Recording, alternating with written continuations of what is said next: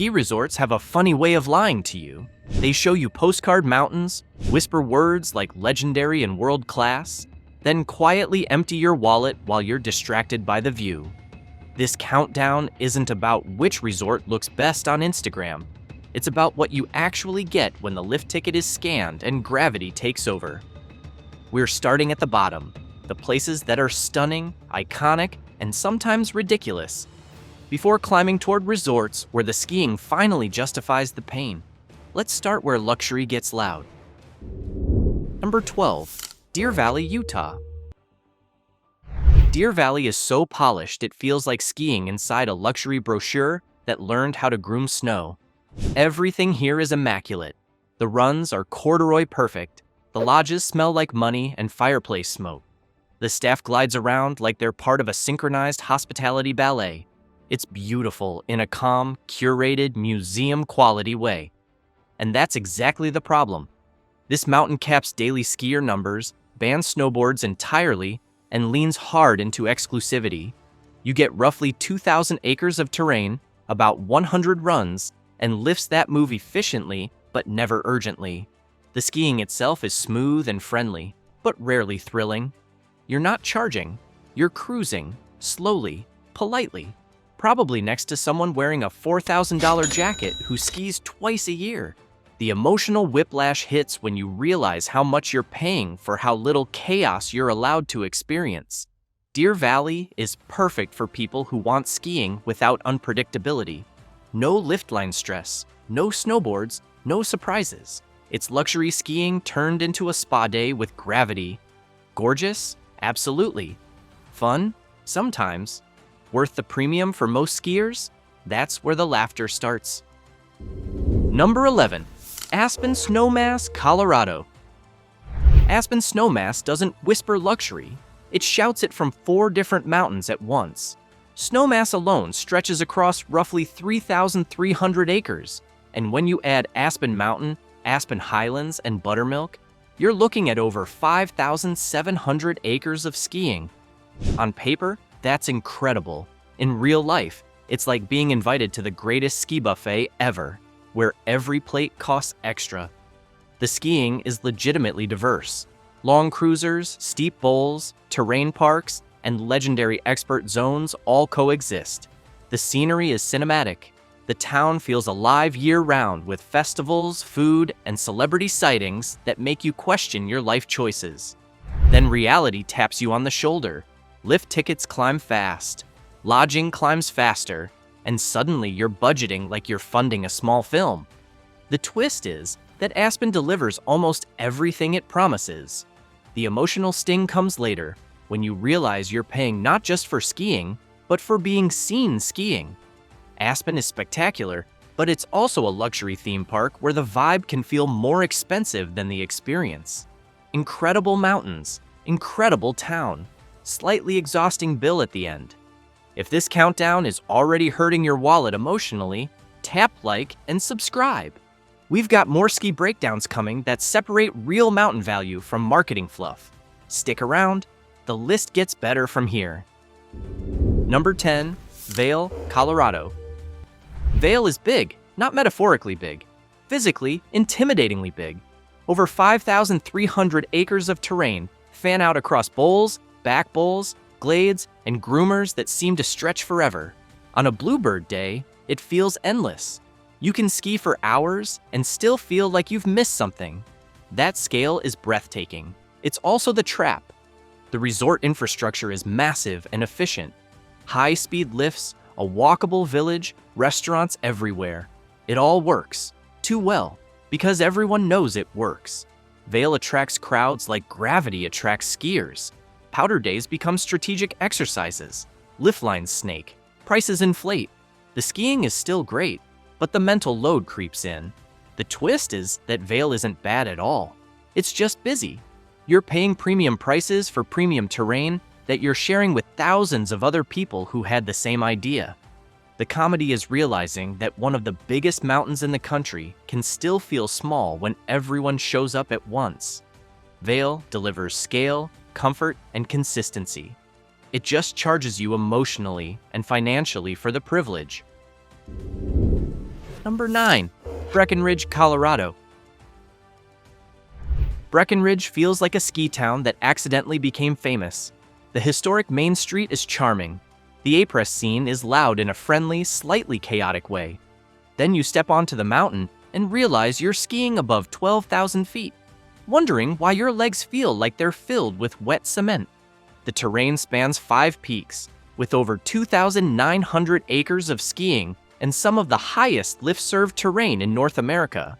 On paper, it's impressive. In practice, altitude becomes the silent villain. Even easy runs feel harder. Short bursts of speed feel dramatic. You laugh at yourself for being tired so quickly. Breckenridge's charm is real, but so is its popularity. It's approachable, social, and packed during peak season. The emotional arc here is joy, followed by crowd awareness, followed by acceptance. Breck is fun, it's beautiful, it's energetic. You just have to share it with a lot of other people who also love it. Still, compared to the resorts below it, Breckenridge at least gives you a full personality with your skiing. Number 8. Park City Mountain, Utah. Park City feels like cheating. You land at Salt Lake City International, grab a rental, and 45 minutes later you're clicking into skis. No mountain passes, no white-knuckle drives, just highway, town, lift.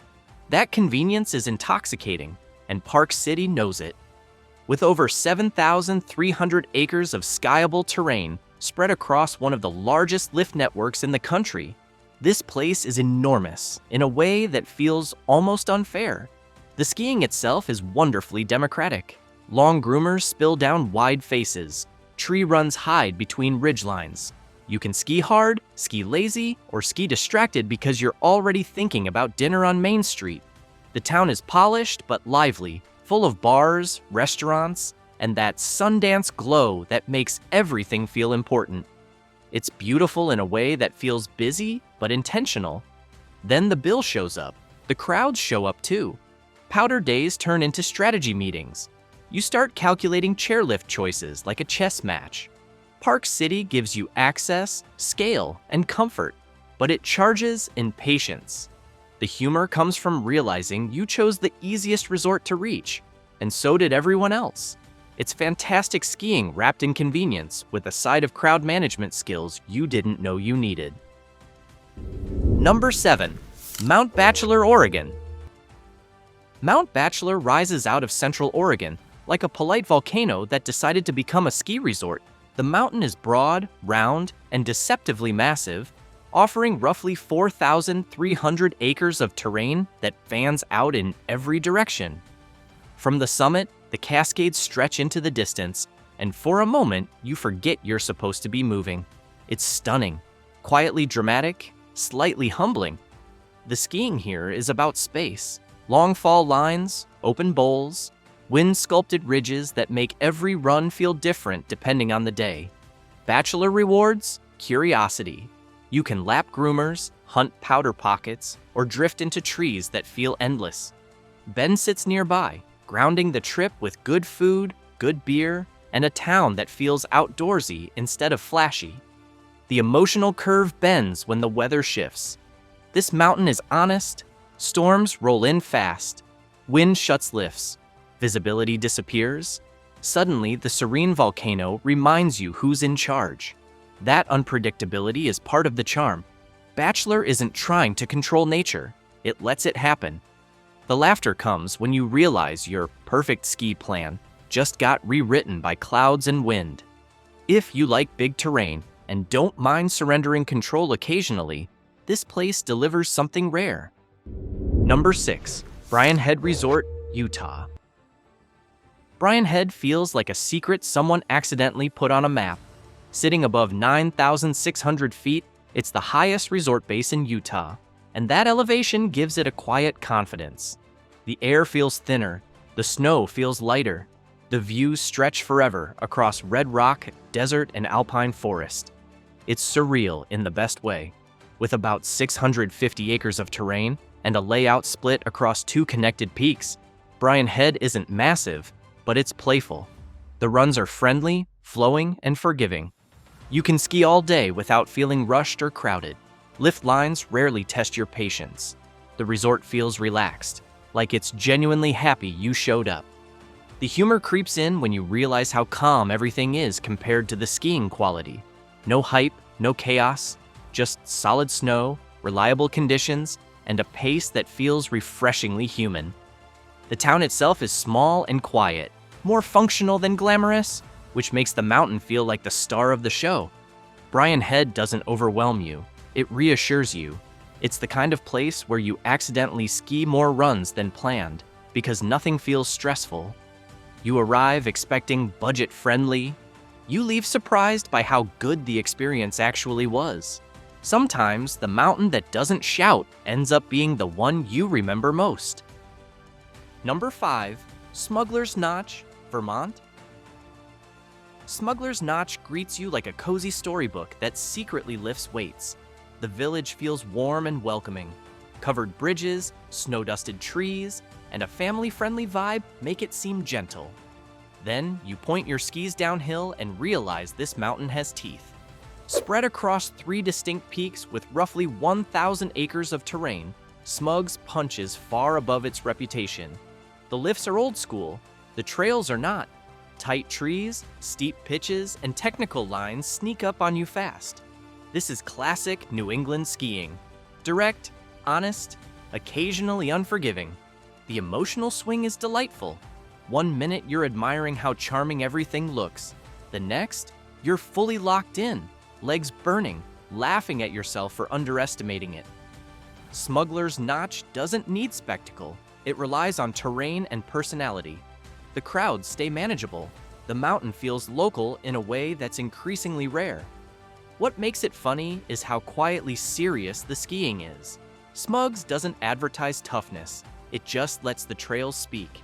You come for the friendly vibe and stay because the mountain demands respect.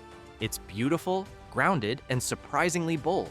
A reminder that some of the best ski experiences don't shout. They just grin and point downhill. Number 4. Whitefish Mountain Resort. Whitefish is the kind of place that makes you suspicious, like someone forgot to tell it how expensive ski resorts are supposed to be. The mountain rises above Flathead Valley with a calm confidence, spreading out over roughly 3,000 acres of terrain that somehow feels both expansive and relaxed. From the summit, you can see Glacier National Park on clear days, which is distracting in the best possible way. You'll pause mid-run just to stare, a lot. The skiing here is generous. Long cruisers roll forever. Tree runs feel playful instead of punishing. There's enough pitch to keep experts entertained without making intermediates question their life choices. And because Whitefish flies under the radar compared to Colorado Giants, the mountain breathes.